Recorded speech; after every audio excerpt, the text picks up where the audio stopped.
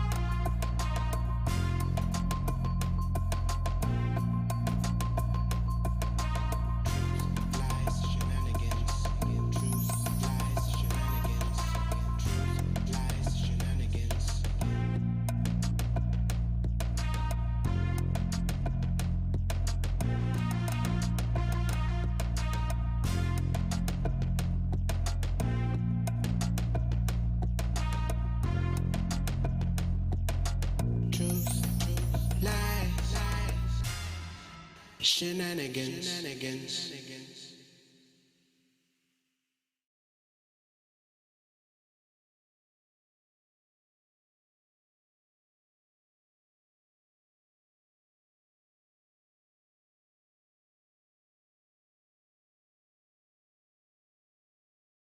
Truth, lies, shenanigans. Truth, lies, shenanigans. Truth, lies, shenanigans. Truth, lies, shenanigans. Truth, lies, shenanigans.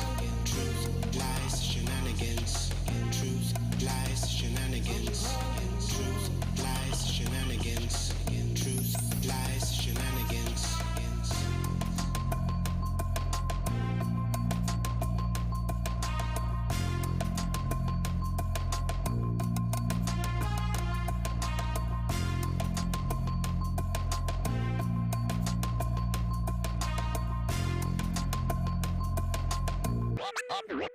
Oh yeah.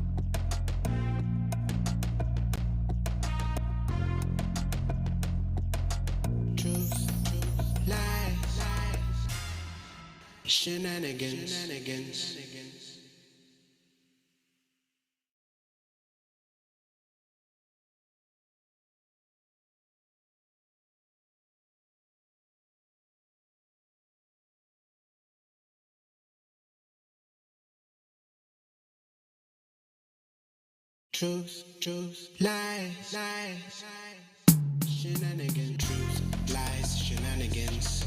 Truth, lies, shenanigans. Truth, lies, shenanigans. Truth, lies, shenanigans. Truth, lies, shenanigans. Truth, lies, shenanigans. Truth, lies, shenanigans. Truth, lies, shenanigans. Truth, lies, shenanigans.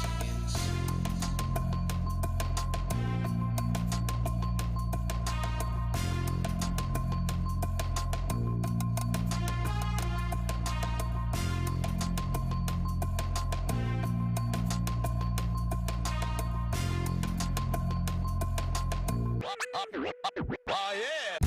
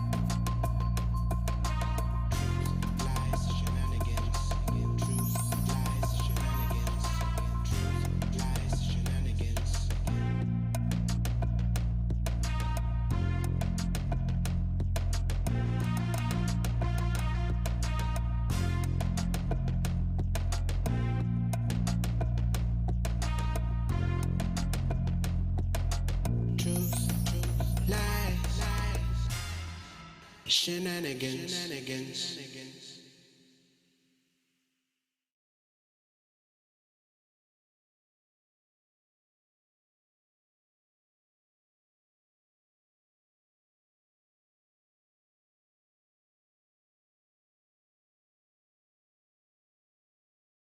Truth, truth, lies, lies, shenanigans. Truth, lies, shenanigans. Truth, lies, shenanigans. Truth, lies, shenanigans. Truth, lies, shenanigans. Truth, lies, shenanigans. Truth, lies, shenanigans. Truth, lies, shenanigans. Truth, lies, shenanigans.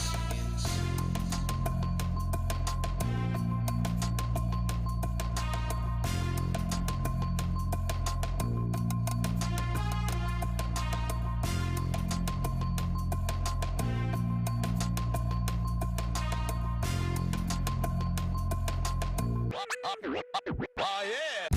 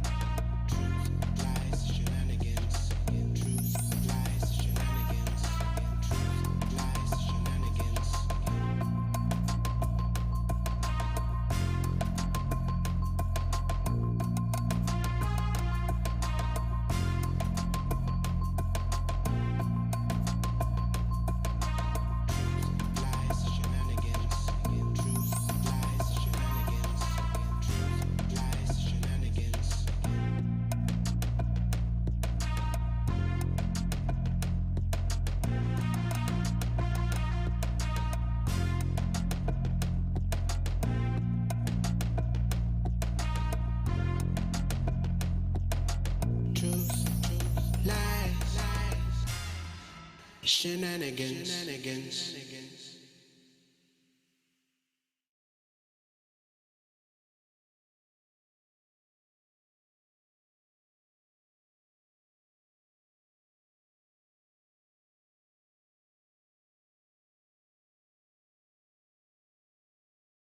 Truth, truth, lies, lies, shenanigans. Truth, lies, shenanigans.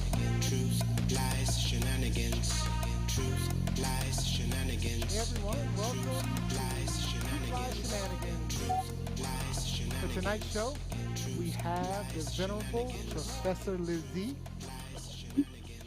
Hello, everyone. Welcome back. Happy Wednesday. Hope you guys had a fabulous holiday weekend. Thanks for joining us again. Shenanigans. Truth, lies, And we have East back for his usual Wednesday spot. truth, lies, shenanigans. Everyone, welcome. Lies.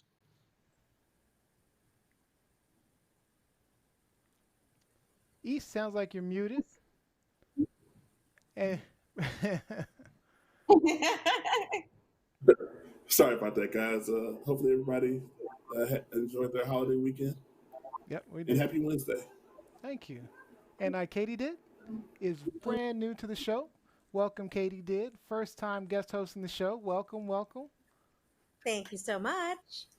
So, and my name is Neo, and I'd like to wish you guys a happy National Fruit Pop Day. National what? National Freezer Pop Day, actually. So that's why you got the background. National Freezer Pop Day. Oh, okay. Yeah, I see what you're doing. Okay. yeah. See. All right. Well, today's show, our host will be talking about a near lynching by the lake, and HBCU gets an unexpected prize recruit, Trump friends stealing from small businesses, and the school to prison pipeline. Now remember, social media, make sure that you share. We're live everywhere, YouTube, Facebook, Twitter, at TLS Live Show. So share, retweet, do it all. And make sure you join in the conversation because we want to talk with you, not just to you. Comment on any of those live feeds and we'll see the comments at the top of our screen and we'll shout out some great ones if we see them. So, what is Truth, Lies, and Shenanigans all about? It's about us sharing our truth with you calling out those lies out there and pointing out the shenanigans going on. And on this show, we try to definitely have some fun with some shenanigans of our own. And we have one simple rule, right? No cussing. So if any of you guys are caught cussing, there's a $10 penalty. And if you guys are caught 3 times in the same show, Katie did, you may not have known this, 3 times in the same show, and I'll let you know, our viewers will call you out if they hear it. You're writing a love letter to the clown himself. He wrote me beautiful letters, and they're great letters. We fell in love. Yep. Ay. Yep, Mr. 45. Mr. 45. So let's see where we are. This is our cussing pot. So let's see where we are. We got Lizzie with $70 leading the way. You go, girl. It's a lot of cussing. 70, Liz? Yeah, she added another one last show. You know they cheat. They No, cheat. she added another one last show. You have to write 2 letters now? No. So once it gets to, I believe, $100, then they claim that I'm supposed to write 1 letter. But yeah, No, we'll it's see 3 about times that. in the same show. But Oh, what we will do is this cussing pot is going to go to a undecided charity. We just haven't decided which charity that Undecided charity. So it's my new Chanel bag charity. So I'm all good with that. is. All right. So you got the rules. You understand the rules Katie did? Yes, I do. All right. So why don't you tell everyone a little bit about yourself? Introduce yourself to our viewers.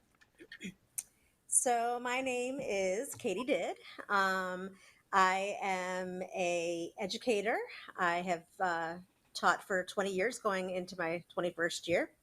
I recently, my husband and I recently adopted a dog. His name is Topher. He was a rescue. Love rescue. Totally changed my world. I bet. And probably my husband's world, because he feels like I don't pay him any attention anymore. But Topher's so cute, and you might even hear him later on in the show. I've loved having a new dog, and the summer's been very busy. However, I've done some things to keep myself busy. I continue my work and my passion of social justice and equity in education. Awesome. So those are what I've been kind of doing this summer. So every first-time guest host goes through an initiation. So we're going to take you through what that is. You're going to be asked a set of rapid-fire questions, and all you have to do is just quickly answer with the first thing that comes to your mind. All right, Katie. Yeah, take that drink of water. You ready? Yeah, I'm ready. All right, let's go. Black or white? Black. World peace, climate change? World peace. Thriller or Beat It? Thriller. Jennifer Lopez movies or Ben Affleck movies? Jennifer Lopez. Jennifer Lopez. All right. Drive everywhere or subway and bus? Drive. All right. Really? Better vacation spot, Antarctica or the Saharan Desert? The Sahara Desert. All right. Would you prefer to be able to speak every language or talk with animals? Speak every language. All right. So are you a makeup and hair did, or I woke up like this? No, I definitely woke up like this. And I actually added lipstick, believe it or not, which I don't even normally wear, but I thought I needed it for tonight. All right, last two. Phone call or send a text? Text. Okay. And Valentine's Day or Halloween? Valentine's Day.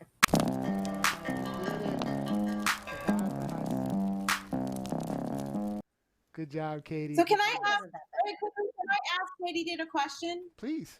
In the same thing. Do you eat Katie Dids? Great question. I don't even think I've ever had one before. Okay. Never? Okay. It I'm was sure a a nickname I lot got of, when I was a kid. How could you not have Katie and did? I think Katie Dids is like a regional thing. I remember being in college in Colorado, and most of my friends out there or my classmates out there had never heard of Katie Dids. Wow. But I've when I heard of used to them. eat these, Never. they're good. I don't All eat them up in now there. because of diabetes and everything, but they're good. They're really good. I'll eat the hell out of a Katie did. All right. Now that I'm we've right there learned a with little you, bit Bill. about Katie did, we You all know, your wife and I are friends, right? I hope my husband's listening. you all see Lizzie you always Woo! catching This me. definitely got a little hot in here. Very quickly. I didn't mean that. Oh, man. We know what you meant. You're very PG.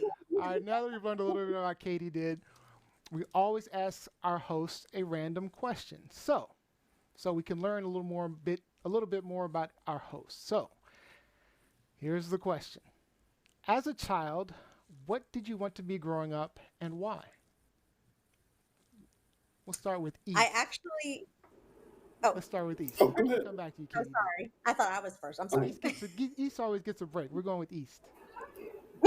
I think when I was a kid, like grade school, I probably wanted to play football. Football. Okay. Yeah. So you want to be a football player. All right. Yeah, like when I was in elementary school. Okay. All right. Lizzie. So when I was a little wee little Lizzie, I was obsessed with fashion, kind of like I am now. So all of the wallpaper in my bedroom were pages from Vogue and Elle magazine, like all over my wall. You couldn't even see the paint. It was just pages from Vogue. And so my little, and when I say little, I'm emphasizing little, 5'3" self thought that I was going to be a high fashion runway model, a supermodel. So that's what I wanted to be when I was younger. All right. And Katie did. What did you want to be? So I wanted to be a singer, dancer, teacher, and a chef. So, and an actress. So what I thought I would And do is be, huh? a Renaissance Katie did.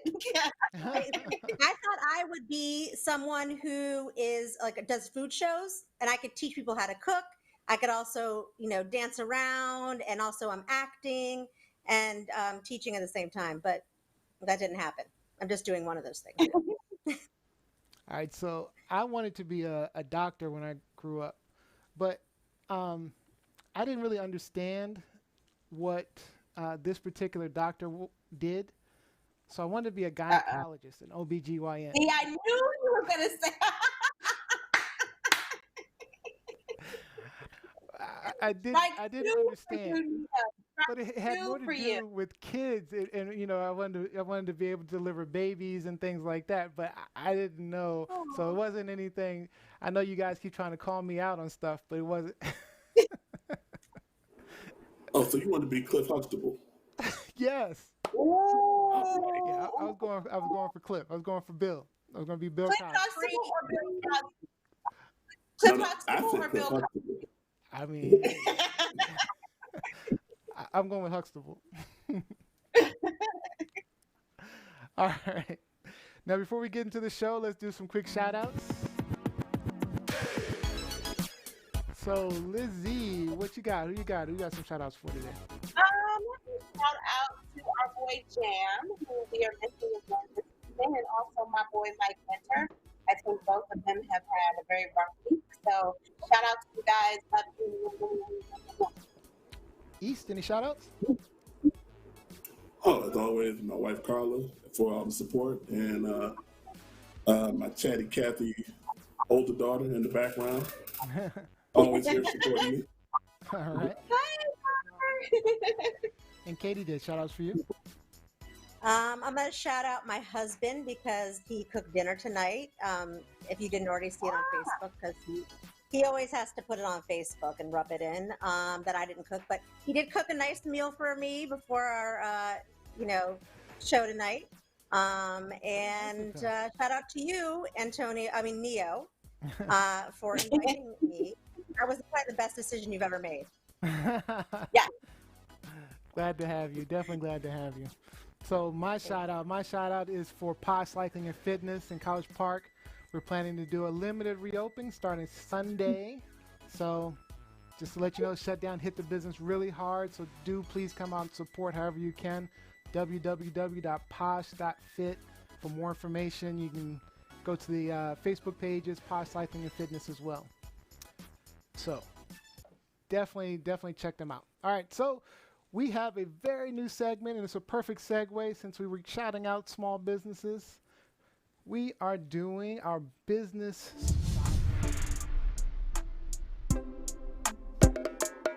Today's business is Nakia Logan and District Candle and Soap Company. There she Welcome. is, Nakia. Welcome to the show. Let me make sure we get your sound in. Welcome, welcome. Thank you Hello. for coming. Thank you for coming. So why don't you tell us, Nakia, why don't you tell us a little bit about District Candle and Soap and yourself as well? So again, I'm Nakia Logan, native Washingtonian. Um, Yeah. District Candle and Soap. Yes, native Washingtonian. Um, I started District Candle and Soap back in November of 2019. And so about 8 months now. And we kind of pride ourselves on handcrafted and high quality candles and soap, plus other things, lotion bars, wax melts, Nice. diffusers, things like that. So, pretty excited to be here, and thanks for allowing me to come and spotlight my small business. All right, so tell us where can we find these candles? So you can follow us on Facebook at District Candle and Soap, or Instagram at District Candle and Soap. And we're also on Etsy at District Candle Soap. So stop on by and see what great things we're offering. We have some new wax melts that will be hitting Etsy by Friday. So pretty excited about our new scents and just excited to get those things out. Now I checked you out. Okay. I saw some really good stuff on there. So what kind of scents do you have? What kind of candles? Tell us a little bit about your product line. So our newest line is called Urban Noir. It's more of a masculine candle blend. So there are four different scents: sophistication, dapper, suave, and they are a lot of like tobacco based scents. It's really funny, like when you start making candles Hmm. and you start to hear what customers like. I never would have thought that tobacco would be something that people would love. But when I started like surveying my customers, they all were asking, do you have anything that has tobacco in it? And so you'd be surprised when you mix tobacco with things like saffron and lavender and things like that, it kind of smells amazing. And the funny part about it is, I thought I was making it for men, but women tend to love like masculine, less fruitier scents. Really? So it's been a great seller. I like fruity scents Okay. personally. I'm a fruity scents guy. Do you? Well, I do have a home collection. I do have a home collection that does have more fruitier scents. So we have a little bit of everything. So that's funny that you said you like fruitier scents, I but do. I those like citrus. those Citrus is one masculine of my scents are, favorites. well, we have something for everybody. So what do you have in citrus? I want to buy a candle. What's the best thing? Our best seller is called Champagne Soul. So I have a one of my dearest friends has a t-shirt company called Champagne Soul, and I mixed a little bit of like citrus and mangosteen along with Hmm. a little lavender and vanilla, and it smells amazing. I can't keep it in. So I am next week I'm going to introduce a 3-wick candle Mm, for the Champagne Soul, just because people love it so much. a 3-wick candle. So that's just a bigger candle. Is that what that Yeah. is? Okay. Yeah. So a normal candle is about 8 ounces. Three wick is a 20-ounce candle, so a much bigger candle. So you need more than one wick so that the wax doesn't pool like in the middle. A lot of times when you have a bigger candle with one wick, the wax tends to pool in the middle, and then you can't get that wax on the side to melt down. Okay. So you need more than one wick to kind of burn it evenly, Okay. so that you don't end up wasting that wick that's at the side of the container. Yeah. And how, So I'm a big candle person, and so I'm always burning candles, especially since I have a cat, and that kitty litter can get a little testy. So I'm always burning candles. But what you speak to about like the one wick, so what I normally have to do, because it does burn in the center, I have to use a knife and scrape the wax off the sides and force it to the center, so it's not wasted. Right. So what I found is with our home collection, I use a wooden wick. And the good thing about a wooden wick is it tends to be wider than a regular wick. And so it helps Okay. the wax burn more even. And All so that right. has definitely been, yeah, so that definitely helps. What you'll find is if you use a regular wick so when you determine what size wick you're going to use, you have to base it on the diameter of the container that you're putting the wax in. So if you have Right. a wick that's too small, then it will pool in the middle. So it's very important when you're making candles to make sure that your wick is big enough. But I use a half-inch wooden wick, and that seems to not allow it to pool in the middle. And also when you have more than one wick, if you're just using a regular wick, that tends to help it not pool in the middle as well. So you don't waste the wax. If you spend $24 on a candle, you want to get your money's worth. right. Yes, Uh, yes, ma'am. all right. So So tell everybody again. how did you get into this? Oh, So I've always made stuff at home, just for my family. Candles, I've always made for birthdays and Christmas and holidays and things like that. And I had a girlfriend say when I gave her candles for Christmas, you should really start a business. And so I'm like, maybe I'll try it out. And I definitely didn't think that it would take off as quickly as it has. So I was like, well, let me just put something out before Christmas just to see what happens, but it has kind of skyrocketed and taken off much quicker than I thought it would. So I'm excited about that. And even with the soaps, I've always made soaps and lotions and body butters just because I'm always concerned about the stuff that we put on our bodies and rub into our skin. It always gets in there, and I don't really like the toxins that we put into our body. So anything that I can do to eliminate that or at least lessen that, I'm always a part of. So that's kind of how I got started. wonderful, Oh, wonderful. very good, very All right. nice. Thank Well, you. let everybody know again where to find you, where to find your candles. So we're on Etsy at District Candle Soap, and you can follow us on Instagram at District Candle and Soap and Facebook at District Candle and Soap. Awesome. Well, thank you again for joining us for our first business spotlight. You just made history. Thank you. You I'm just so got excited, and thanks for having me. just got a new Congratulations on the testimony. business. Your fingers. And good luck on Thank the you. You business guys with have a you. great show. We'll check in with you Thank all Thank the you. time. you. Thank you. Luck to you. Thank you. Okay. We'll check in Bye. with you. All right. Have a great show. All right. We'll see. Okay. Thank you. Bye. All right. That was great. Great. She's awesome, huh? Yeah, and I do. I'm not even just that to like hype her up or whatever, but I do burn candles 24/7. Yeah, So I I love the will be smell of candles. visiting her site for sure. Yeah, That is honestly, very I went on there and I saw some really, really good stuff. You really should check it out. I was actually going to buy some. I just got so busy with preparing, but I'm definitely buying some. So, all gonna right, so check it let's out, get too. into the meat of the show. So this is our hot topics part. So this is how it works. Each host comes with some hot topics they want to discuss, mostly based on discussions with you online and what you want to talk about or something that they just find interesting. I'll pick one of the hosts to start us off. They'll tell us what's going on. Then they'll ask a question to the other co-host, and then we'll start the timer and have a quick discussion. We'll talk about it, and once time is up, you guys will see this, and we'll move on to the next host, and then we'll talk about whatever they want to talk about. Now, remember, your comments do help drive the conversation. So make comments. We're checking them out online, and we should have some fun. So today, I think I want to start with Lizzie. Lizzie. Liz E.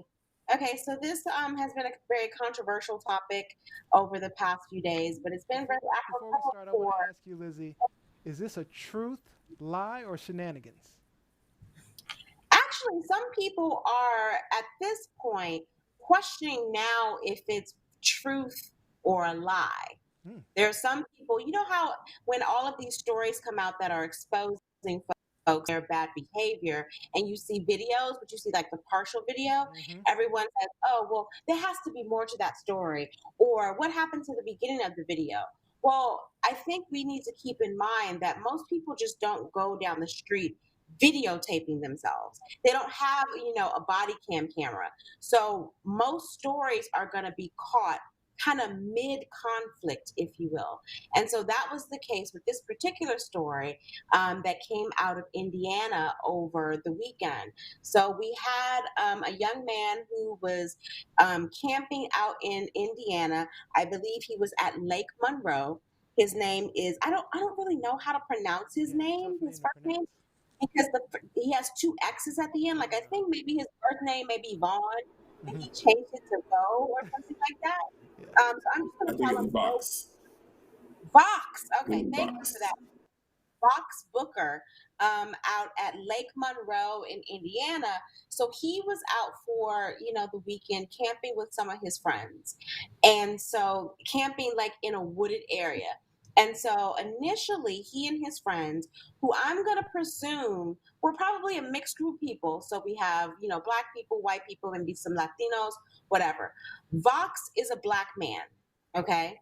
And so throughout the weekend, he ventures away from where they are initially camping through the woods and onto some private property with some of his fellow campers. A white group that was also on the property initially confronted them and said, "You're on private property, you're not supposed to be here, whatever." So they retreated back to where they were. Vox then, on his own, went for a walk through the woods.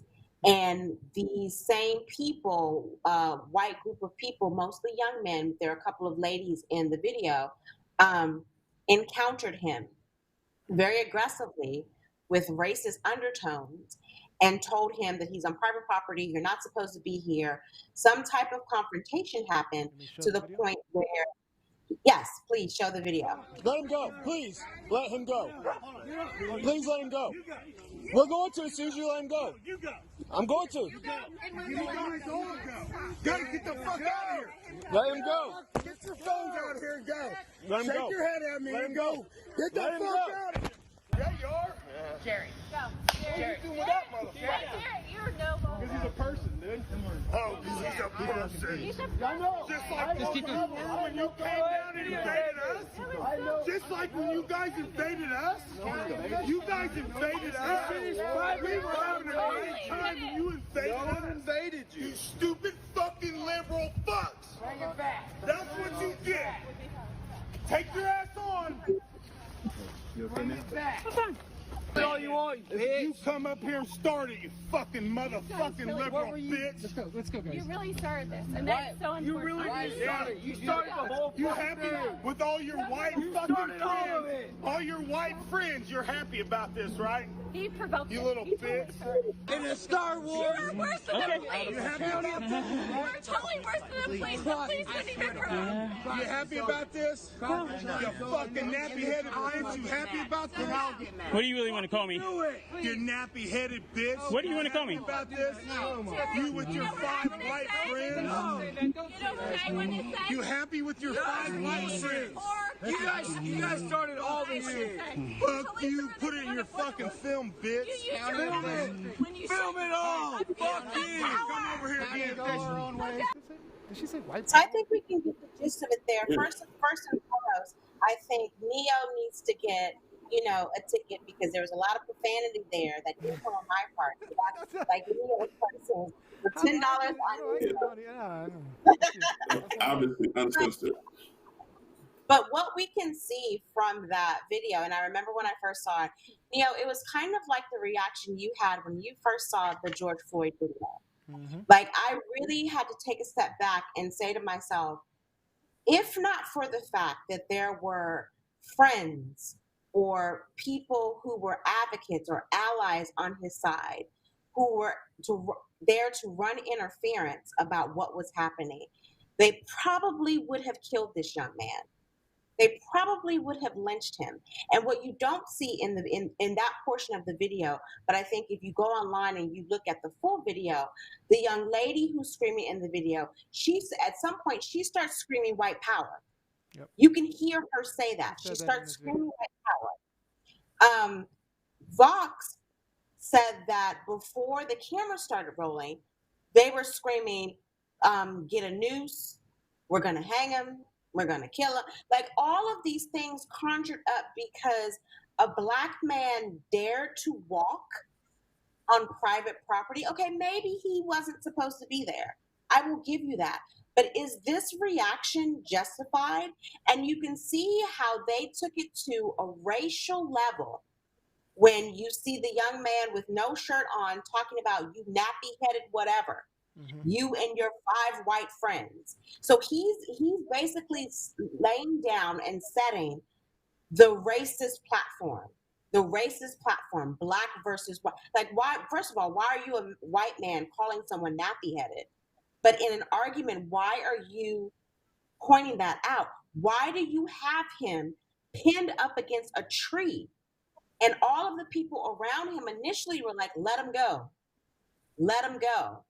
They knew that there was hate in this man's heart. So my question to you all is, what do you think this was really about? Like, some people are online now are saying, well, he provoked it.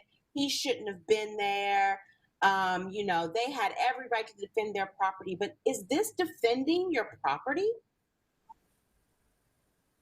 East? Sure. East. You're muted. This is way beyond defending your property. This is attack. They attacked this man. They were aggressive. They threatened his life for simply trespassing. That is incongruent with the punishment. Like, your life shouldn't be in jeopardy for trespassing.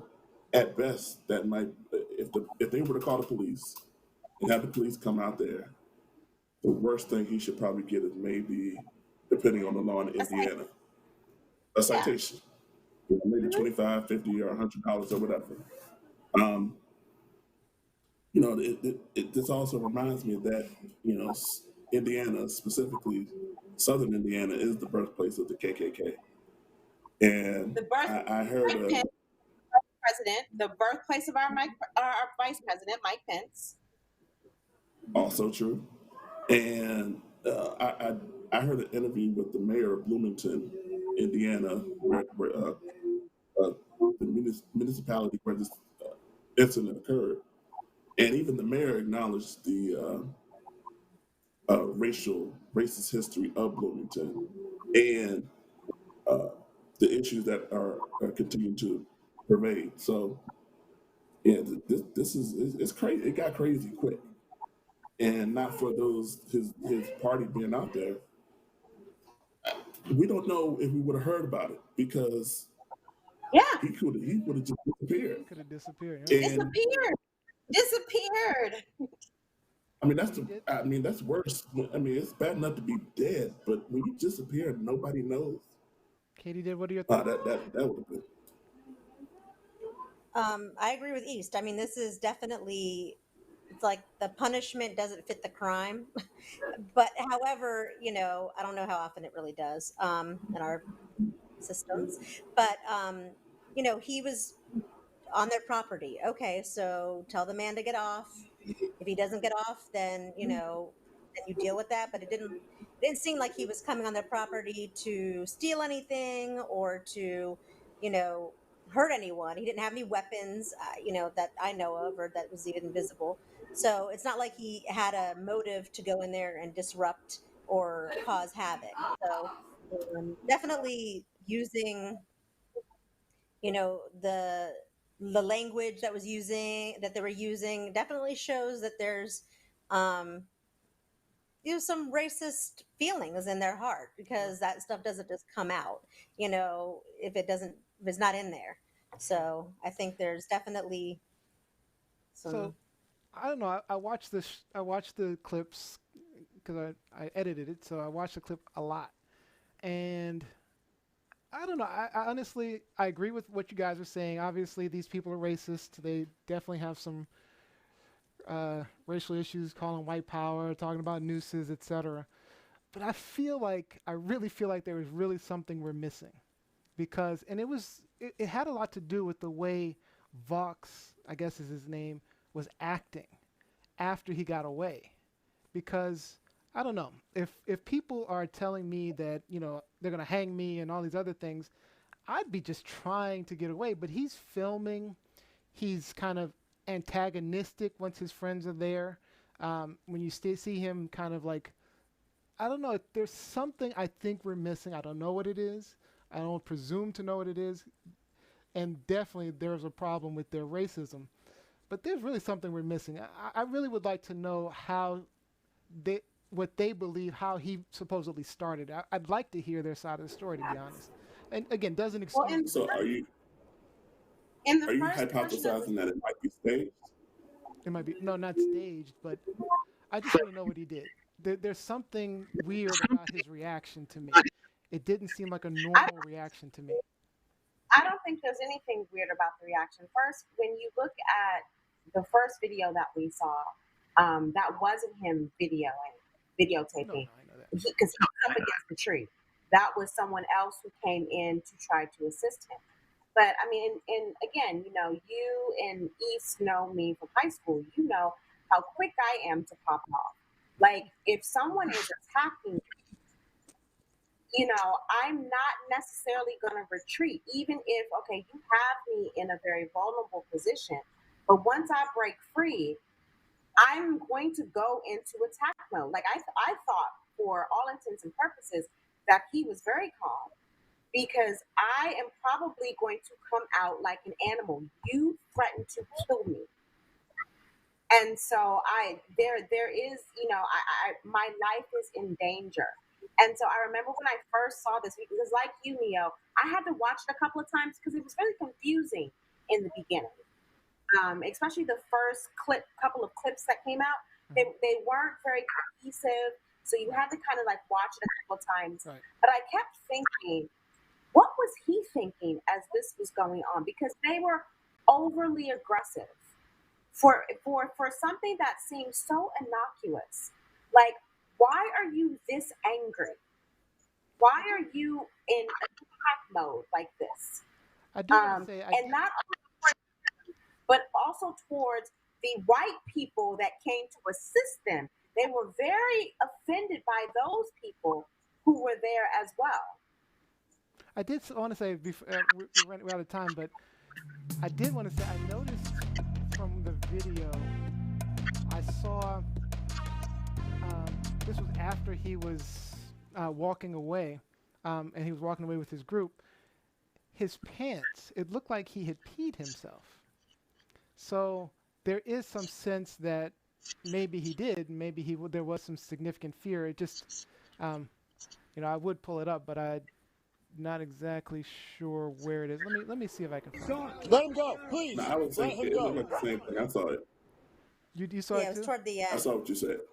Yeah, I saw it. When he was But walking I was thinking the away. same thing.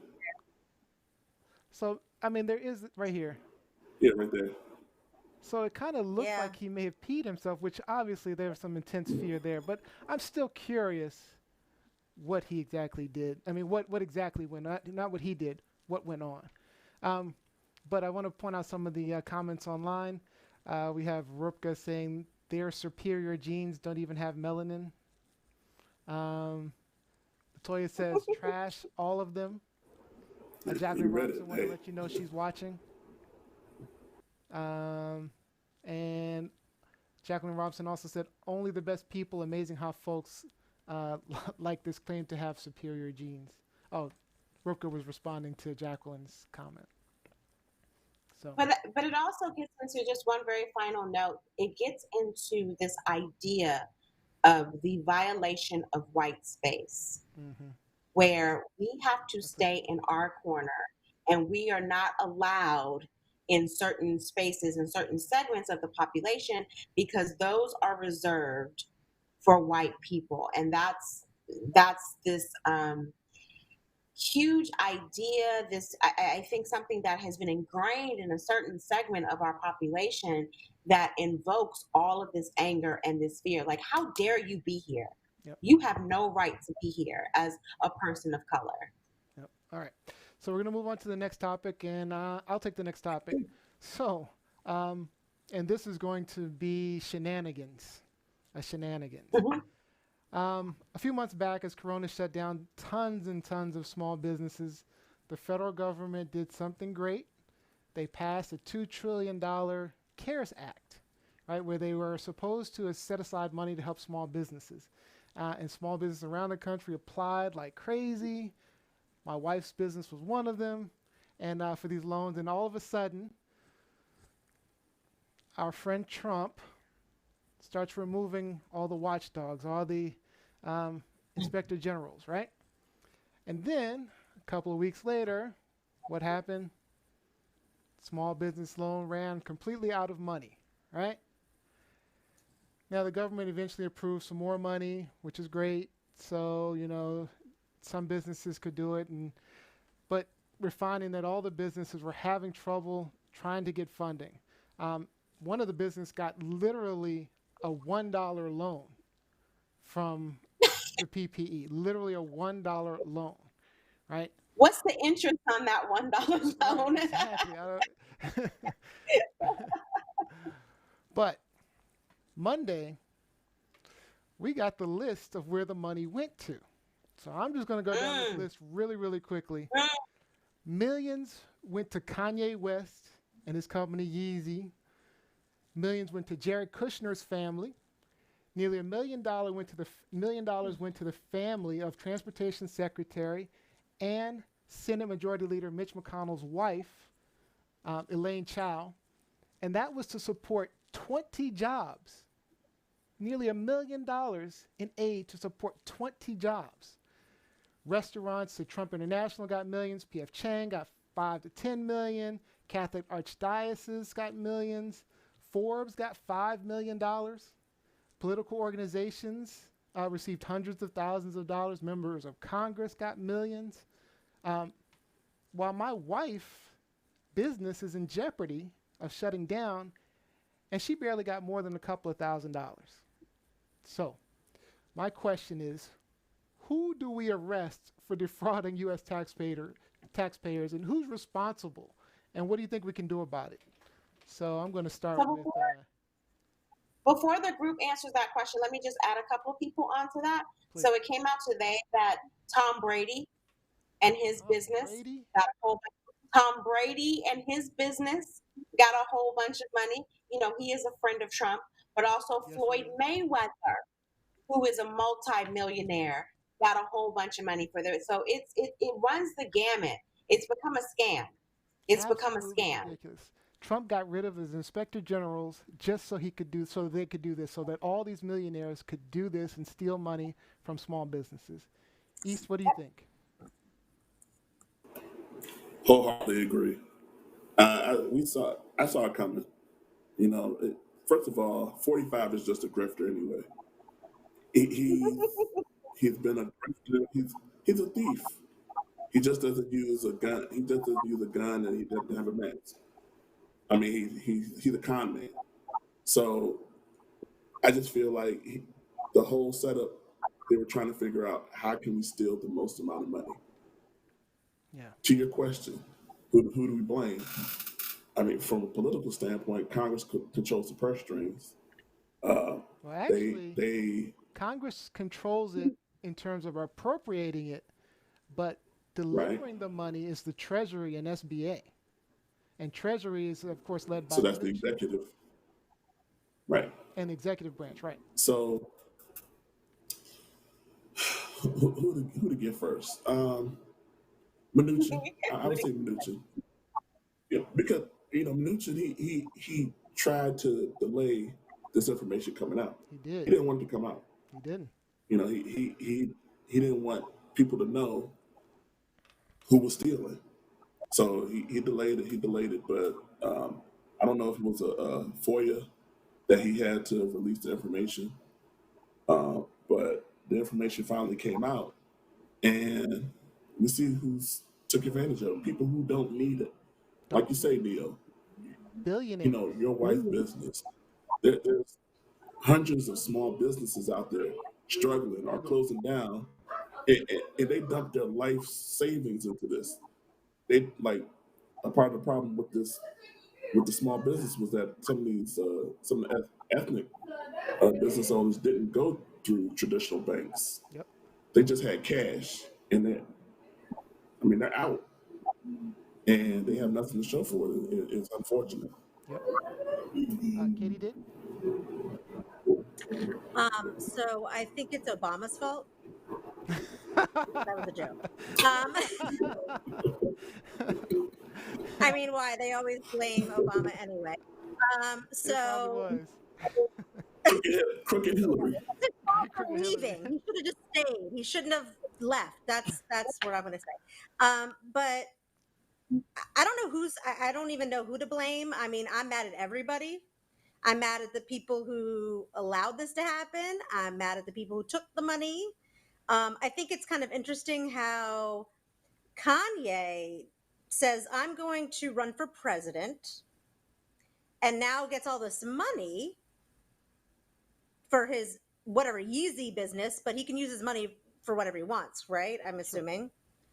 Is he going to use this money because, to try to, I think, divide the votes? That's what I think he's going to do. Not if he really actually runs. I don't think he's there I think he's there to take Biden votes away. Yeah, that's what I think that he would try to do. If this even comes to fruition. He basically admitted that today. He basically admitted that. Yeah. Oh. He was like, I don't care if I take the black vote away from Biden. His words. I think I posted it on my page somewhere. His words. Yes. Hey, Neil, can you make a clown out of Kanye next time? I'll work on it. Please. I'll work on it. Shut him down. Yeah. Okay, so before Katie did even finishes, just so the public, so our viewing audience knows, so the name of Kanye's political party for running is, what do you think? Yeah, it sounds like Kanye. Kardashians? It's he named it the birthday party. Oh, the birthday party. Okay. Oh, I see. I thought what do you think was the name of it? But that's how I think he is. That's how serious he is about running for president of the United States of the free world. The birthday party. Yeah. But again, go back. Katie did. Did you have anything else, Katie? I'm mad at everybody. All right. Any thoughts? Final thoughts, Lizzie? I'm with Katie did. I actually, Katie did. My normal slogan for that is I hate everybody. So I'm mad at everybody. I hate everybody, and it's been a strange week. I mean, this week. So I'm just like, yeah, I hate everybody. I hate everybody. Yeah, I'm saying Mnuchin definitely needs to be investigated because obviously he's controlling the money. So I'm thinking Mnuchin is the top priority on investigations. We already know Trump is a problem. So, Trump, I think we're going to find out so much about Trump after he gets out of office. It's going to be ridiculous. It's just going to be how much he defrauded the government. But one more thing, Neil, to talk about when we were getting this. So think about Tom Brady, who is married to Gisele Bündchen, who I would say for the past 4 or 5 years has been the top earning supermodel in the world. So she's making, between $40 and $50 million a year just by modeling, not even endorsements. Tom Brady, who has a multi-million-dollar contract with the NFL, in addition to his endorsements, why on earth would he need a PPP loan from the government for his business? Ridiculous. Absolutely ridiculous. All right, so let me go over some things online with some comments online real quick. We have Mike Winter says, Moscow and his wife, you're about to lose your job. Get this dance. You about to lose your job. I might have to play. Hold on. Why are you detaining me? You about to lose your job. You about to lose your job. Get this dance. You about to lose. All right. Mel Blaine says, owner of Pod Cycling and Fitness, got to plug that again, says, I hate everyone too. Yes. She said she wasted numerous hours applying to grants and loans. That list pissed me off so bad I literally cried all yesterday morning. She said, then Latoya says, thanks, Obama. Hashtag thanks, Obama. The birthday party, she laughed at that. We got Mike. Oh, we saw Mike Winter. Yeah, Mike Winter said birthday. All right, so that's the comments online. All right, so who's next? It looks like Katie did. Katie did. So, Katie did. Tell us, is this a truth, a lie, or shenanigans? This is a truth. Awesome. Yeah, that's what I think. All right, let's go. So mine's a little bit more, serious, on a serious note, but I want to share with you this evening some data that was in a recent article about the number of arrests that have been made in Montgomery County Public Schools and how that data contributes to the school to prison pipeline. So if you could pull up that first chart for me, thank you. So in the article, it shared the number of arrests that occurred in MCPS through the 2016-2019 school years. As you can see, the total number of student arrests is being compared to the total number of Black student arrests. So this is You may Montgomery also County notice, Public Schools in Maryland? yes, Montgomery County Public Schools in Maryland, sorry. Okay. There's one in Pennsylvania, I believe, too. So you can also notice that almost half of the arrests are of Black students. And can you possibly click to the next slide, please? Absolutely. On the top graph, specifically, it shows that 48% of the arrests in MCPS are Black students. Now, the kicker is Black students only make up 21% of the total MCPS population. So unfortunately, this data is not surprising, and not for me, for someone who's been working with equity in education, because our Black, Indigenous, and students of color are often disciplined at disproportionate rates compared to their peers. Mm-hmm. So one of the things right now that are going on across the country are many schools are grappling with whether or not to continue using school resource officers, or SROs they're called, including Montgomery County Public Schools. Most of the research shows that having police officers in schools generally correlates with higher arrest rates, which funnels kids into the school to prison pipeline. Now, according to the ACLU of New York, the school to prison pipeline refers to education and public safety policies that push students into the criminal legal system. Schools send students into the pipeline through the zero tolerance policies, which involves the police in minor misbehavior and often lead to arrest and juvenile detention referrals. This can also result in criminal charges and incarceration. The pipeline disproportionately impacts youth of color, youth of disabilities, and our LGBTQ students. So, panel, my question for you is, what do you believe schools can do to disrupt the school to prison pipeline? Let's start with Lizzie. This would have been a good one for D, Dr. D. Yeah, it would have. Actually, let's start with East. Let's start with East. Yeah, this is more along your lines. Mm-hmm. Okay, just full disclosure, I work as a juvenile probation officer in Washington, D.C.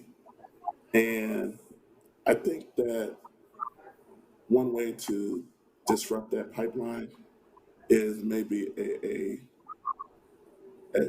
a shift in the philosophy of the school resource officer, because in my experience, I think the benefit of the school resource officer is that a school resource officer who's really in tune to the community helps diffuse problems. And uh, Are we talking uh, armed or not armed? armed, Okay. yeah, armed, yeah, they're in tune to the community. They'll in some cases, depending on their relationship with with the local police force and the school, they get the intelligence from the police department about various activities in the community that might be occurring, that might potentially occur in the school. So, in certain cases, with that, if you diffuse a problem um, and eliminate the likelihood of people being arrested or a major issue happening at the school, I'm all for that. Um, but in the example that Katie did, and actually the example that Dr. D gave a few weeks ago, um,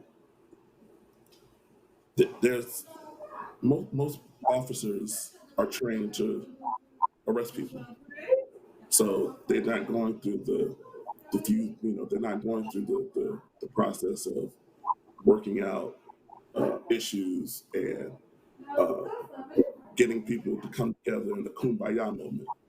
It's who did what. I need to gain control. Somebody needs to go. Somebody needs to be arrested. That's it. So I think there needs to be a shift in philosophy. I think if you can get that shift in school resources, then school resource officer, I don't think you have to defund the school resource officer position. If you can get that fundamental shift, and it's going to take time, but Mm-hmm. that's how I believe. What you think, Lizzie? So, just to add something, one of the things that what I have heard and or seen in experiences with the school resource officers are often administrators are busy and so they can't handle the situation. So when all of the administrators are busy, they'll send down the resource officer. And sometimes the resource officer is called to a classroom because a teacher has an issue because the kid won't take his hat off. His hat off, won't take his hat off. Because the teacher has made this her thing, no hats in the classrooms, disrespectful, da da da da da. And so right now she has a battle with this kid. So when the resource officer comes in and tells the kid to take off your hat, and he's like, nope. And then they get in a scuffle or whatever. And then now he's resisting. And then he's probably then taken into custody. Right. So to me, I don't I don't know my opinion, if I can share my opinion yet, but I Yeah. I don't feel that the resource officers are as needed. They don't really make kids, and some data has shown that really doesn't help kids feel comfortable. And I'm sure there are some great resource officers. However, they will escalate Mm. things a lot more than maybe if we had more counselors or people in the building who could support students who are going through trauma or going through an issue with their girlfriend or boyfriend or mother or father, whatever. So, I understand, your position, and you're probably one of the good ones, I but don't know. Mm. I'm a pseudo Don't start positive. that. Don't start that. Don't start that. I'm not saying you're one of the good ones, but I think Come on, what's Neil. Don't important start that. is to realize that unfortunately not all police officers in their hearts are doing it for, out of love for, the kids, or, not even all teachers are. Right. And so, you know, there's more to it too. There's layers, definitely layers. Yeah. So here's my thoughts. I'd like to know more specifically what the arrests are. I'd like to see some data on what they're being arrested for, because we had a conversation about a few weeks back about bullying with Dr. D, who wrote a book on bullying, and you know I'd like to know what black children are being arrested for, so that we could address the underlying problems. I mean, obviously, we obviously there's systemic racism plays a role. There's no question. But could there be more to it than just systemic racism? Could it be home life? Could it be um, financial issues at home, or could it? Be, what could it, there could be It could more be the to it. teacher What's that that? calls the office for Say every it again? little thing.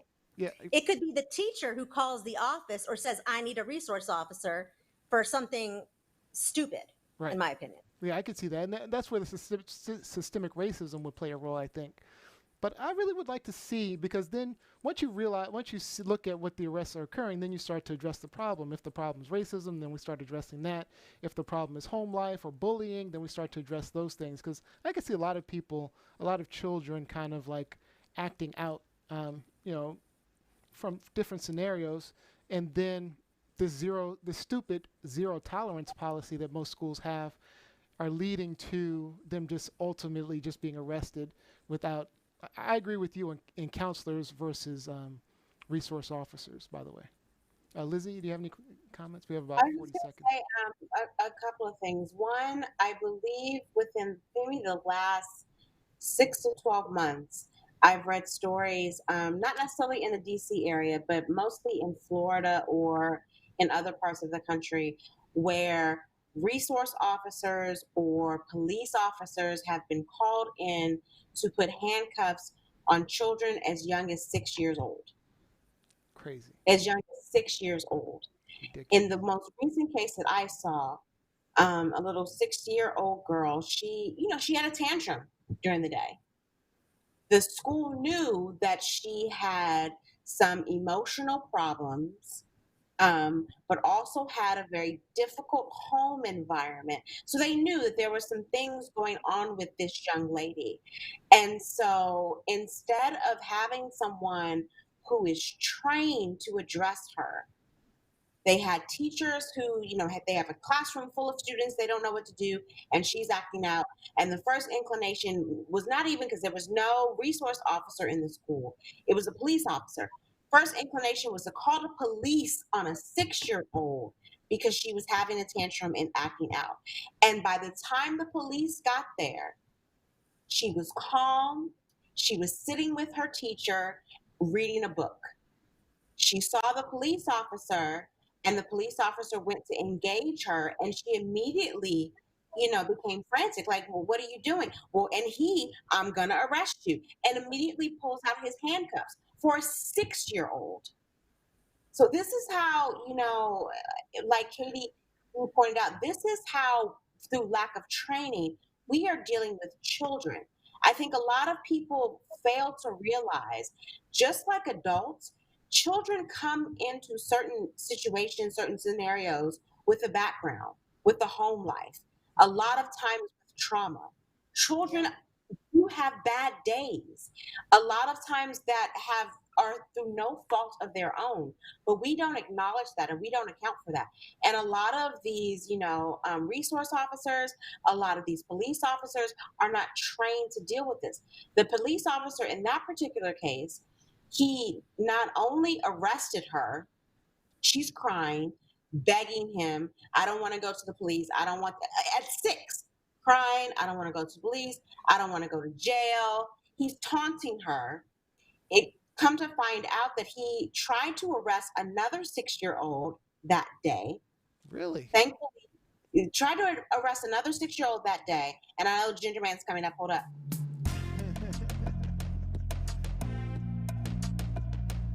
Let's take a few more minutes to discuss this, though. It's a boogie break. So he tried to arrest another 6-year-old at a different school that day. And that administration, once he got there and they saw what was happening, they stepped in. For this young lady, I guess they were kind of intimidated. They didn't know what their options were. So he did arrest her, put her in the back of his car, and took her to jail. She was fingerprinted. She had a mugshot at 6 for having a tantrum in school.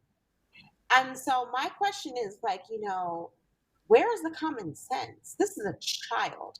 And it turns out that he had other charges against him, including his own personal domestic violence charge against someone in his home who was a child. So I noticed you didn't say any names.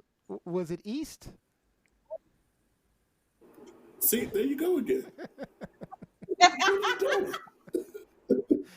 I mean, okay, so East and Neo, I don't know if you recall this. So you remember when we were in high school at Wilson, and they didn't call them resource officers back then. I don't know what they called them, but we did have, like Security guards. floating security guards Yeah. in the high school. So Katie did, so a couple of these security guards in the high school, they weren't really into being offering security for us. I remember two distinctively, they were more in tunes with trying to get with the 10th, 11th, and 12th-year-old girls on campus, which also speaks to a lack of training, which also speaks to people who did not be in position. Exactly. So I think first and foremost, it starts with that. Like, who are you hiring to come in to our schools to engage with our children and to protect them and to be their security? Like, I don't find you to be a credible security officer if you are boasting about and think it's appropriate to put handcuffs on a 6-year-old. Yeah. She's 6. Before we move I've seen worse tantrums in Toys R Us. She's 6. Yeah. Like, we have to be better about this. A couple of comments online. We have Jacqueline. Our children are not seen as innocents. Rupka says, isn't that why they are in school and not at work? Aren't they there to learn social and educational skills? Learn is the key word. Mike Winter says, nasty Bama's trying to get some. Talking about the security guards at Woodrow Wilson. And Latoya says, my locker in 9th grade was right next to the security office and was broken into. Hashtag, why are you here? They probably broke into them. All right, Katie, do you have any last words on that before we move on? No, I think I enjoyed this, discussion, and thank you for engaging. Oh, no question. All right, East. Sorry to leave you for last, and we don't have a whole lot of time, so. Here we go. Oh, let me roll up my sleeve. Let's do it, East. What do you have? Is this a truth, a lie, or shenanigans? Good question. I was thinking about that. It's his truth. There might be some shenanigans going on though. Okay. Anyway, my topic is about top basketball, 5-star basketball recruit named Makur Maker, choosing Howard over Kentucky, Memphis, and UCLA.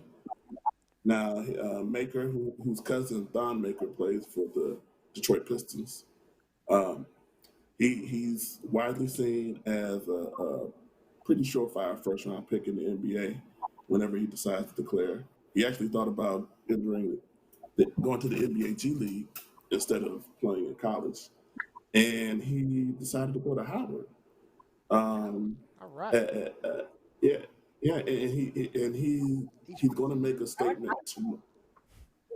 He's going to make a statement tomorrow on Thursday on ESPN, explaining his decision to go to Howard. My question is, what are your thoughts on a high-level recruit choosing an HBCU over some of these other well-known programs that have demonstrated that they get players into the NBA? I'm going to go before Lizzie.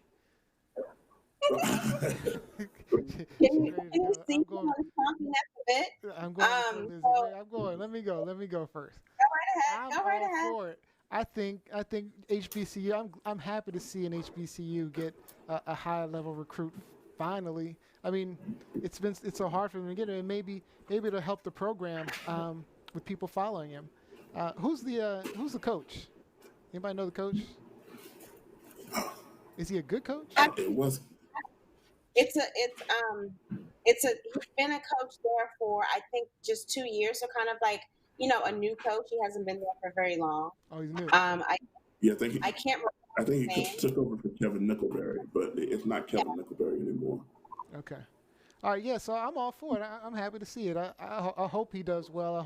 I hope he does like Steph Curry did for who was he with? Davidson. Davidson. Davidson. Yeah. I hope he he does something like Curry did with Davidson. So, all right, go ahead, Lizzie. We'll let you go. We'll let you go. So first and foremost, I don't think that Davidson, even though it's a very small school, I don't think that Davidson really had the challenges that specifically, and I'm not talking for this portion, HBCUs. I don't think Davidson really had the challenges that Howard University has. I should let it be known that I am a professor at Howard University, so I do have some, in person upfront insight onto what goes on not only with their administration, with their academic approach, but also with their sports program. I have yet to have a college basketball player in my class, but I've had numerous football players, I've had numerous track athletes.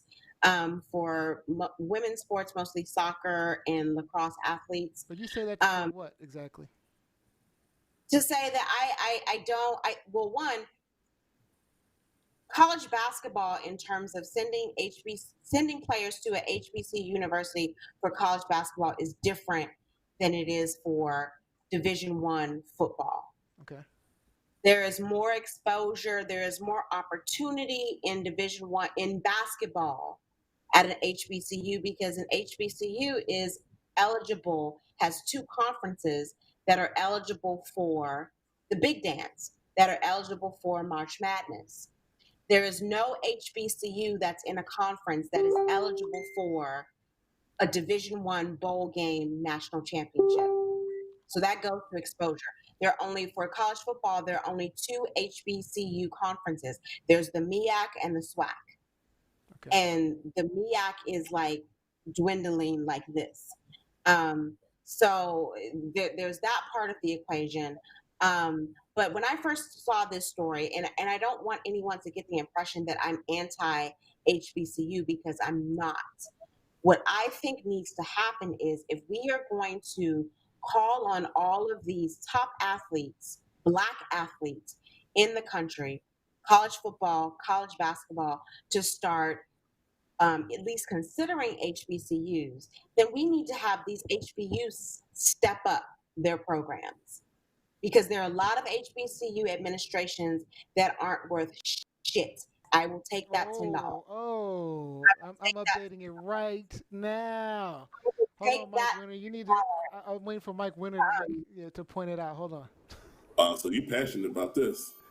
Oh, well, Mike Winter. So Mike Winter's mom, Mike Winter is one of my besties. His mom is also a professor in the English department at Howard University with me. So he has some, a lot of insight on this. So when I first heard this story, I, wasn't shocked that he, chose an HBCU. I was kind of shocked that he chose Howard. Interesting. Out of all of the other HBCUs, because Howard has a lot of challenges with its administration, with its tuition and dorm situation, with even paying me as a professor on time. So I wonder what their pitch was, what their approach was. If you look outside of Howard, you can go to Hampton University. Hampton University, I think, is probably maybe second up there behind Howard, in terms of, hyping it up to be one of our upper echelon HBCUs. But Hampton University also has some controversy in that if you want to be a part of their business program, you can't have braids, you can't have twists, you can't have locks, you can't have cornrows. Wow. This has been going on for decades, and they still defend that. And so I don't want a lot of these young men and women who are the top athletes in our country to take on this HBCU agenda simply because it's about PR. I want them to go to a place where they will be best served.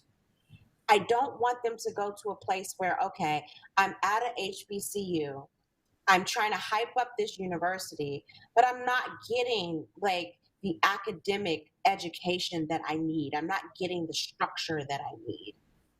So as an HBCU, we need to step up. If we want all these kids to come to us, we have to do better. We have to do better. And Katie, Katie, can I did let did you you get want the to get in? last word real quick if you want to say anything about this? Um, yeah, because my girl Michelle knew that we were talking about this, and she would kill me if I didn't mention this. But she said, well, and I kind of agree with what she's saying. She was saying, we need to have these top athletes in these HBCUs because most of them are black, and they are giving more white institutions more money and more, fame, and they don't need it. And that the HBCUs need it more, and that's their people. So like you should be, supporting each other. And so I think that, and hopefully I got it right what she said, but it's I think it's a good thing to start having these players who bring a lot of hype to the college. It's all about money. That's what it's really mostly about, is to bring in more money. Yeah. So And my hopefully question, Yeah, I know a long time. I know a long time, but if I made just a couple of points, Go ahead. I went to Florida A&M University. damn you. At MEAC school, we're in the same conference with Howard. So when we would go to the games, my friends and I wasn't sure if Howard even liked sports. Like, there's certain times when they disrespected their own players. The the resources are horrible. This is the Mecca. The Like, they're Mecca. supposed to have The the best Mecca. facilities. And now my wife is looking at me side eye because she's a Howard alum. I don't care. I'm gonna speak the truth. And the truth, like their football their resources, they don't have the resources. I thought like 2 or 3 years, maybe 5 years ago, I thought they were going to get rid of football. Another point, we Lizzie and I sort of started discussing the issue when Chuba Hubbard from Oklahoma State. Mhm. There was that the dust up down at Oklahoma State, and I said, well, he should just transfer to HBCU off the cuff. My point is for HBCUs, if you're the fourth string linebacker at Alabama, why are you there? Yeah. If No. your aspirations, Yep. I agree with you on that. you know, if your aspirations are to play professionally, you need to be on the field. If you can stick at Alabama as a third or fourth string, you should be able to start at Mississippi Valley State I or agree with you. Howard. I agree with you. So that's my issue is why are some of these kids choosing to stay and not get exposure and help the foundation of some of these uh, other institutions when they could take their, as LeBron said, take their talents somewhere else, like to Howard, Hampton, although Hampton's in the Big South Conference now. Um, there's plenty of talent to go around. So instead of being the fourth or fifth string guy at Oklahoma, and you only see the field when you play a Division II, they're blowing somebody up. Yeah, play at North Carolina Central. There's plenty of HBCUs, and then when you get that money up, then you get better resources. Then, as everybody said, then you can support that 4 or 5-star recruit that wants to come into your institution. And you can pay the coaches, Mike or Maker, pay the coaches, yeah, the scouts. Mike or Maker is going to be, he's going to be supporting Howard. Like he's going to, because they're going to have probably more games on TV because of him. Uh, they're going to get more exposure, more commercials. So Assuming he's great. Lizzie. I mean, we got to assume he's great. He's going to be good. So let me just make a But then couple. he's the only game. All right, well, make him quick, real fast. Let me just make a couple final points. One, I agree with East in that, for a lot of the athletes who are third and fourth string, an HBCU might be your best option, especially if you want to get some actual playing time. But for the top athletes in this country, And HBCU, especially for football, basketball is a little bit different, but especially for college football, an HBCU university cannot compete. They don't have the money. Now. They don't. They don't. They But how do won't you be get able. them there? How do you get them there? And that's what I was about to say. It's the university's, problem to acclimate itself and make itself better. You have so many Black millionaires in this country who went to HBCUs, puffy, but who do not support them, who do not give a whole bunch of money back to them and to their programs. Howard University in football could never compete with the University of Oregon, which is backed by Nike, ever, under any circumstance. How's it not ever? I mean, why couldn't it be Have possible? you- And why can't and this be I'll the ask, start of it? no, again, Antonio, when you are a 18-year, a 17-year-old, because they start recruiting you at 15, 16, 17, and you start going on your recruiting trips, and you go to Howard, where over the past year they had a huge controversy with their coach.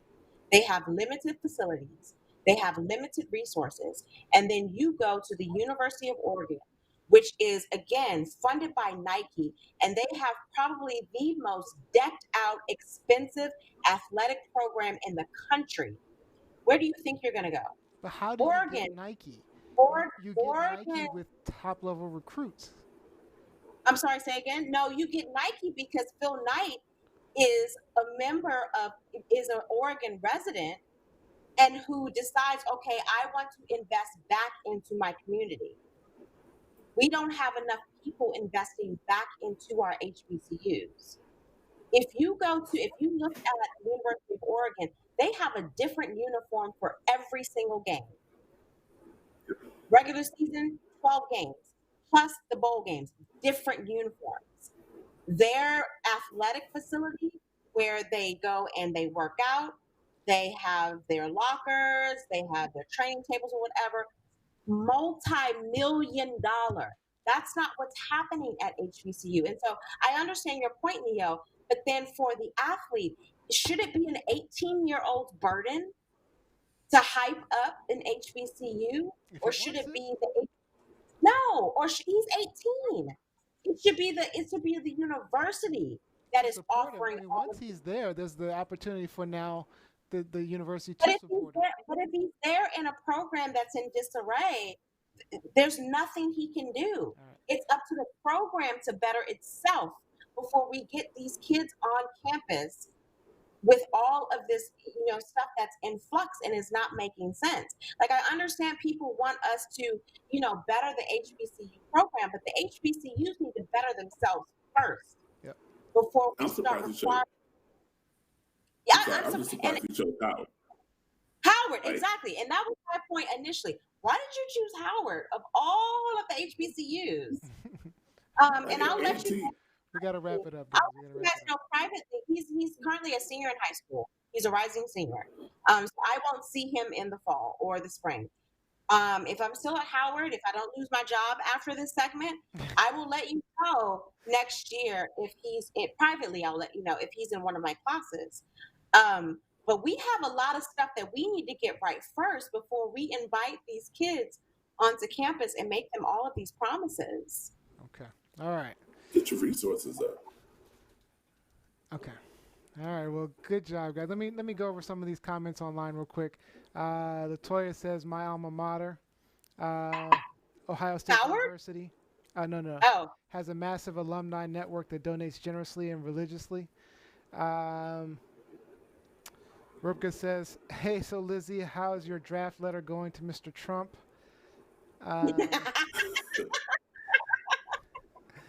And Jacqueline Robb says, "Speak on it." Oh, Latoya also says, "I love this decision. It will set the tone and prove that it's not the size of the school, but the talent you possess that gets the attention." So one last point. I think where he will be able to challenge is he'll probably be, if he goes to Howard and he does well, at least in terms of his play and his stats, he'll be a one and done. He's not going to be at Howard for very long if he has a good freshman season. But again, for college football players, there is no one and done option. So it's a little bit different. Okay. That's my last point. What's a good season Say at what? Howard? I mean, That's the fam, you and you talking. what are you talking about? I'm Rattlers. We strike again. All right, let's move on. So don't just Okay, run off. I hear chatter. Don't just run off yet, everybody. So that's the end of our hot topic segment. Really good discussions. Great job, Katie did, Lizzie, East. Thank you. Don't run off. We have a game. Always have a fun game. We have to close it out with a little bit of fun, especially with some of these deep topics we talk about. So today's game. Wrong one. There we go. Shenanigans Trivia. We're bringing back Shenanigans Trivia. All right. All right. So today's trivia is going to be truth or lie. And we're going to be asking you, it's really simple. We're going to use this app and we're going to ask you some true or false questions. All right. And so for every right answer, you get a point. The person with the most points wins the game. And they will also get the last word at the end of the show. So are we ready? We're not using this one. This is just an example one. Oh, I was going to answer that one, but go ahead. oh yeah. So can you get the scoreboard if you can? I'll take it manually. I got it. Okay. All right. We'll just. I got it manually. We'll cancel the scoreboard this time. All right. You ready? Yeah. All right. Yep. All right. So that's true. All right. So anyway, truth or lie? Lemmings commit mass suicide by jumping off of cliffs. Is that truth or lie? It's the truth. I'm going with truth as well. Katie did? I don't even know what a lemming is. A lemming? I'm I've got a 50-50 chance. Go for it. Okay. False. False. All right. I'm going to stick with the lady. False. False. All right. I'm gonna put false. This is false. Ah. So we're both wrong. Okay. All right. All right. The black box in the airplane is black. Truth or lie? Truth. Lizzie? I feel like I've seen one that's like not so black. False. East? I'll go false. I'm going with false as well. Let's see. False. All right. Wait, Katie, did you say false or true? I don't remember. I said true, but Oh, okay. I said What's the score, East? Lizzie has 2. Everybody else has 1. Uh-oh. All right. So the most popular beer in the world is a Chinese beer. I'm going false. False. False. false. Mike Winter, you would I'll know. stick out. False. I'll stick true. True? Oh, this is true. Oh, wow. Okay. Good Mike job. Winter, are you drinking Chinese beers? What? All right. Next. All right, Lizzie. Yeah. Go ahead. What's the score? No. Lizzie at East 2, Neil, Katie 1. So I'm winning. Okay, great. So Brazil has won more World Cup soccer championships than any other. Truth or lie? True. True. I'm going with truth because Lizzie said it. Yeah. I'll say true. What if I'm wrong? Dear Lord. It's true. All right. I want to point out I had no hesitation with that. Like I went back to my sports journalist roots. Like true. Whatever. Yeah. All right. What's the scores, East? I think it's 3-2. East and Liz 3. Yeah, East and Liz 3, Neil and Katie 2. Uh-oh, okay. I'm updating real quick. Hold on. All right, next. More than 20% of men are estimated to have had sex with a prostitute. I would say more than 80%. True. 20%. I'm going with truth as well. More than 80% probably true. It's nowhere near. I'll say false. You said false? All right, let's see. This is false. Really? Yes. I don't believe that at all. False. I don't believe that at all. So who said false? I said false. Who else said false? Oh, Neil, you said false? Oh, no, I think I did say true, didn't I? You said true. Yeah. You trying to cheat. I was trying to cheat. All right. So, so what's the score now? Are you the only one who said? I got 4. Yeah, I said false. All right.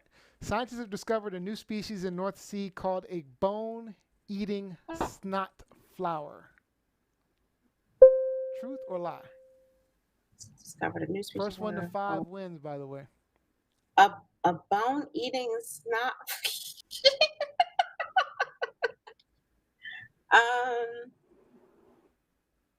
I'm gonna say true. I'm going with false. True. I'll go true. Maybe sticking together. Tell me I'm right. Tell me I'm right. This is true. Oh, I messed up. So Lizzie, Katie did, East. Good job, guys. All right, so that's the game show. Shenanigans, trivia. Great job, guys. Fun game. Winner. Who won? Winner is East. East gets the last word for the show, so get your last word ready, East. Start preparing. Write it out. I don't need to, because since we have a guest, I will. Well, let's just save it for the yield last my word. time to Katie Did. No, you last word. No, I'll yield my time to Katie Did. All right. Since she's the special guest. I yield my time to Lizzie. So she can talk about Howard. Wait, before we go, we got to do some shout outs. Let's see, who do we have online? Let's do some quick shout outs. Yes. I'm forever and always going to shout out my sister. Latoya is a regular all the time. Love seeing you, Latoya. Mike, Jacqueline, Rupka as always. My sister, and then shout out to my boo bear, Remy Cat here. He's been really good all day. Did anybody else you want to shout out to?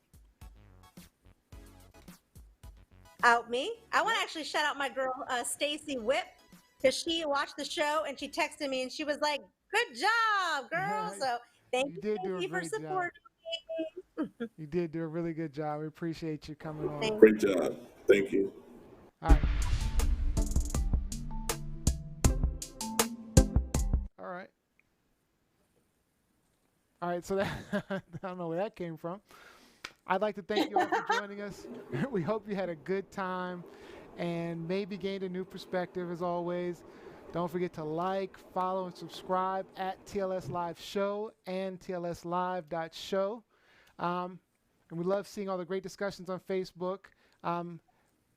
By the way, Lizzie is our amazing moderator on the Facebook page, so all those wonderful posts that you're seeing is coming from Lizzie. She's doing a fantastic job. Don't forget Sunday.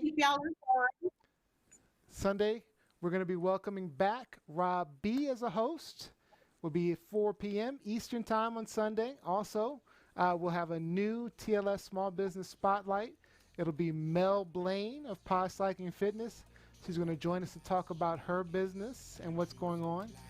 And we will give the last word to East, who's deferring to Katie D. Deferring to Hey, stay in school. Get your education. You're really going with stay in school. Right. And go to Florida A&M. I want to first thank God. I want to first. All right, guys. Great. Thank my mom. All right, have a good one, guys.